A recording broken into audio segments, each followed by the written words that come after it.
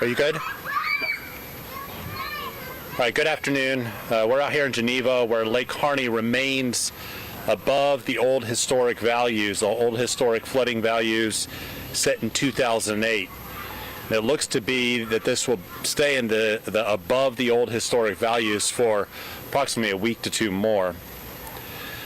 The lake is going down, it's continuing to go down. Some homes that were flooded at the peak have started to dry out, which is excellent for some of those individuals that are along Lake Harney. Along the St. Johns River in Sanford, we have now reached the old historic value. There, the old historic value was set in 1953, so we've reached that old historic value, and the water continues to recede at that area as well. Flooding along Sanford is mainly in the very close areas of the St. Johns River. I just want to really emphasize that the downtown area of Sanford, First Street, the downtown business district, is open for business. All of the businesses there have not been affected. Restaurants are open, stores are opened. Only the roadway next to the St. John's and some governmental buildings are affected by the flooding. This week, late last week, we started the mobile registration intake centers at houses of worship. And this week we will continue that, hitting every faith here in Seminole County. We're very proud of that. We want to have equity and inclusion for all individuals. So our FEMA teams are going in Hindu temple, the Muslim, Jewish temple, and all denominations of the Christian faith. This will allow people to register in the comfort of and the settings where they're familiar, where they worship. The Disaster Recovery Center remains open 7 days a week at the Seminole State College Automotive Center. Over 500 persons have already come through that particular facility, getting a help navigating FEMA to see what they are eligible for. The Business Recovery Center is open as well. From the Small Business Administration, the Business Recovery Center is where local entrepreneurs and business owners and operators can go to get assistance through SBA. That facility is also open 7 days a week, and it is at the Sanford Information Center, again in downtown Sanford. Many people have already heard about DSNAP and DSNAP coming to the Central Florida area, and it is coming, of course, to Seminole County as well. We, in the Seminole County, were identified as Phase 3 recipients, according to the state of Florida and Tallahassee. So Phase 3 of the DSNAP food program will be starting next Monday. So in Seminole County, you'll be able to start calling for that program next Monday. We understand folks have lost food and other commodities during the storms, and now you'll be able to get assistance through that disaster supplemental nutrition program. Point of distribution site remains open here at the Rural Heritage Center. We're going to continue this site until the historic flooding here in Sanford it subsides and that we can get into the moderate level. We're still quite a bit into the major level of flooding here. At this site, of course, we have water. You can see that behind me. We have food, mosquito spray, and then household products, cleaning products, things like that for individuals that are out in Geneva that need those services. In addition to this, we also, at the First Baptist Church, which is also behind me, have laundry services, shower, that need to do laundry or those types of things. They may not have running water at their home, or their wells may have been compromised. We are continuing on the street picking up debris. Right now we're at about 20% of the debris picked up here in Seminole County, and we have over 86 vehicles right now out on the road. This is different than the garbage trucks. This is debris, solely debris vehicles, 86 of those out on the road right now picking up debris in Seminole County.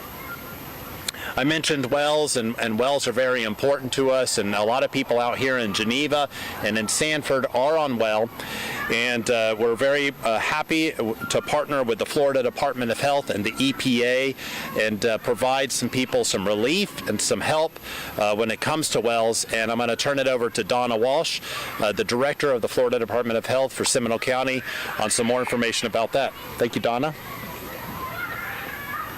Thank you, Alan, and good afternoon, everyone.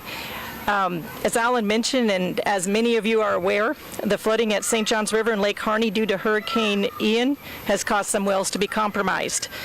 If your well has been affected by floodwaters, there may be disease-causing organisms in your water, making it unsafe to drink.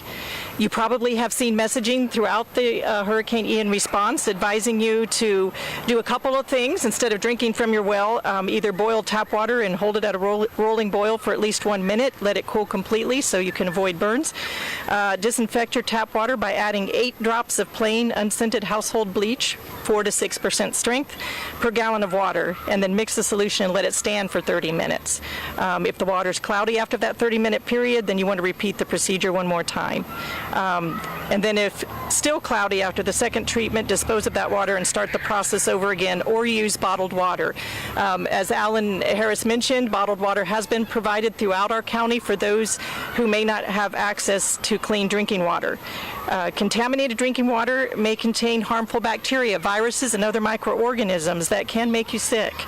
Disinfection, as mentioned, is one way to kill or inactivate those microorganisms to make the water safer for drinking. It can also get rid of the kinds of bacteria that cause unpleasant tastes and odors.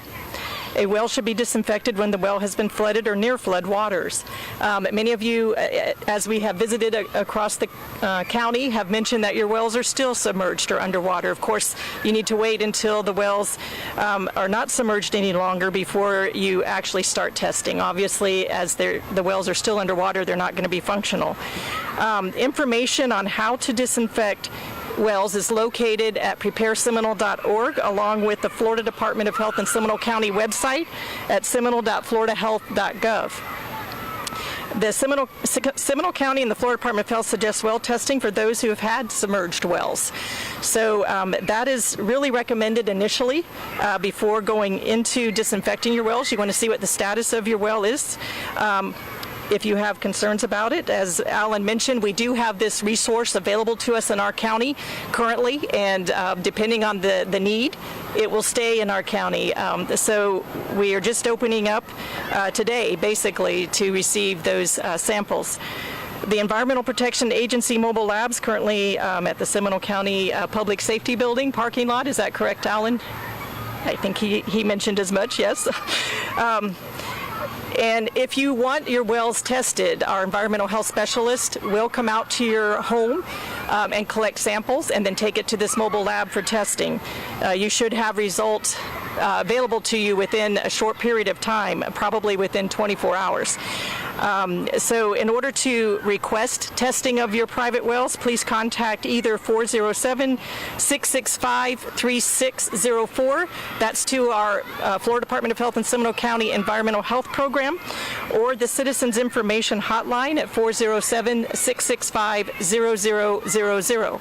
Our environmental specialists have been taking phone calls since the hurricane and answering questions that homeowners may have regarding their private wells. So if you do have any questions regarding whether or not to test your well, you can call the same phone number, 407-665-3604, to reach a specialist. It's important as you are testing your wells, and if you have any questions whatsoever about whether or not a water body is safe, not to play, fish, or swim in any flooded water. Just assume that it may be contaminated and unsafe. At this time, I'd like to turn it over to Shannon Wetzel with the county to talk to us about mosquito control. Thank you. Good afternoon. So I'd like to say that the Florida Department of Agriculture and Consumer Services, FDACS, the state agency, has scheduled an aerial treatment of the eastern section of Seminole County for this evening. It's going to cover approximately 48,000 acres in the more rural area of Seminole that includes like the Black Hammock, Geneva, and Chuliota areas. These are typically areas that our equipment, our normal mosquito control equipment cannot reach. So we reached out to the state FDACS last week when we were seeing a significant increase in adult mosquito populations throughout the county. To give you an example, we have 29 mosquito traps throughout the county that we monitor weekly. And so for the first week in October back in 2021, our average mosquitoes countywide we collected were about 2,500. That same week in 2022, we collected 33,000 mosquitoes. So there's significant increase in adult mosquitoes, and the state is conducting these aerial missions statewide targeting these flooded areas with an increase in adult mosquito activity.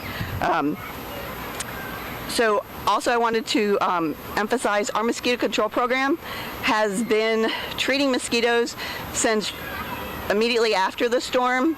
We are out during the day larviciding those stagnant areas of water that can breed mosquitoes, and then at nighttime we also are fogging in parts of the county.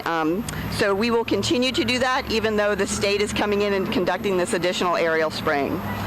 We do encourage residents to look around your own properties and drain and cover any standing water you may have.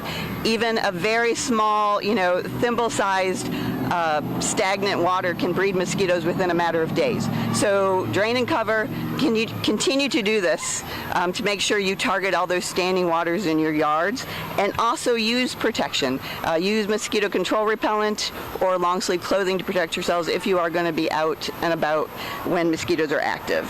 If you do have mosquito control or mosquito issues at your house, please feel free to call Seminole County or report it through our website at the SeminoleCountyFL.gov/mosquito, or you can also call 407-665-5542. Thank you.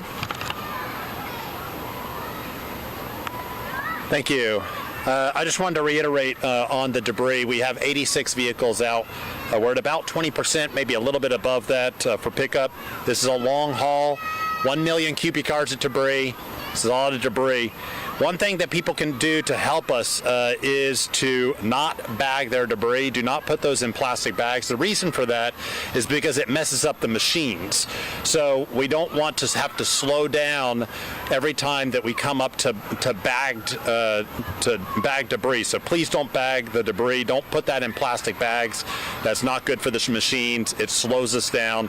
If you can separate your debris, because there's a lot of C&D, what we call C&D, so that's like debris from your house that has been maybe flooded, so furniture, things like that, please separate that from the yard debris. Put the yard debris on one side and then the other debris, the household debris, on another pile.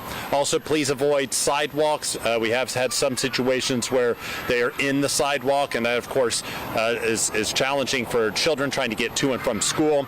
And then please avoid our fire hydrants. As our firefighters go to fires, battling the debris before they hook up to a fire hydrant is quite challenging. So I came from that background, and that is not something that you want to see when you're coming up on a fire. So please help us help you get this debris picked up faster. These are a few things that you can do. If you see it in your neighbor or something like that, please encourage them as well to help us with that. Also, if you put the debris the right way, that also helps with mosquitoes as well. So we're all trying to help each other as we get through this historic event. With that, I'll open it up for any questions. Sure. So I know aerial spraying has been scheduled for this evening. Of course, that's weather permitting. Forecasts look like we could get some rain this afternoon, maybe some rain tomorrow. Can I assume that you'll spray the first available day when weather permits? So the state schedules all the spraying runs, but I would think you're correct. They spray weather permitting, and I would assume that will be rescheduled as soon as possible, maybe the following evening if the weather is permissible. And there's kind of loud. So what about the spray itself? Anybody have any concerns for pets, livestock themselves? So they're spraying dibrom, which is an organophosphate, And it has been approved by the EPA as well as the state FDACs. The label basically says if people are concerned that they stay indoors while they spray. And typically they spray 2 hours after sunset or 2 hours before sunrise.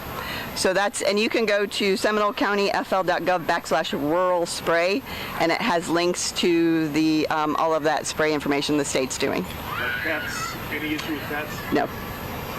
No. So again, if you want to use extra caution, they're saying bring pets in, bring yourself indoors, and avoid it if possible.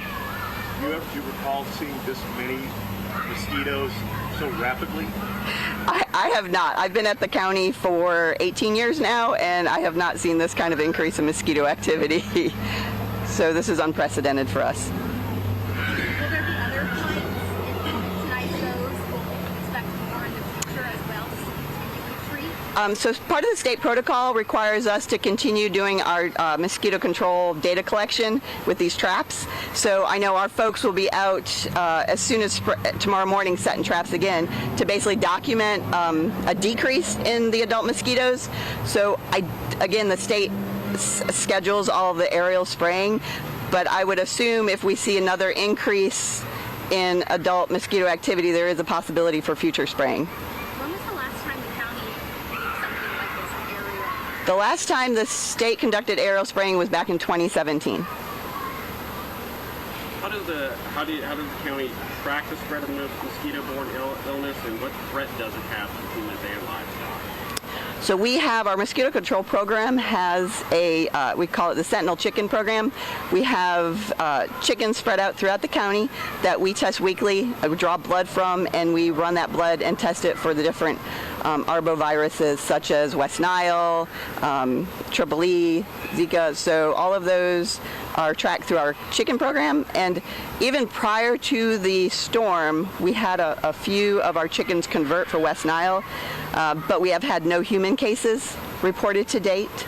And again, we continue that the Sentinel Chicken Program. Everybody good? Thank you. Never been better. Thanks for asking. It's hot.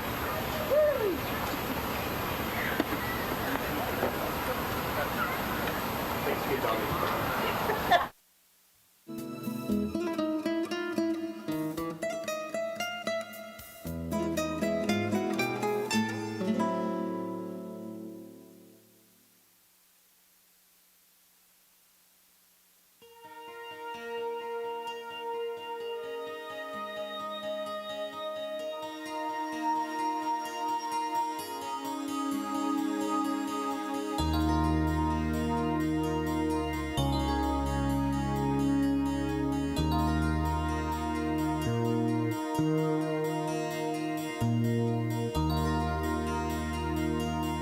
Thank you.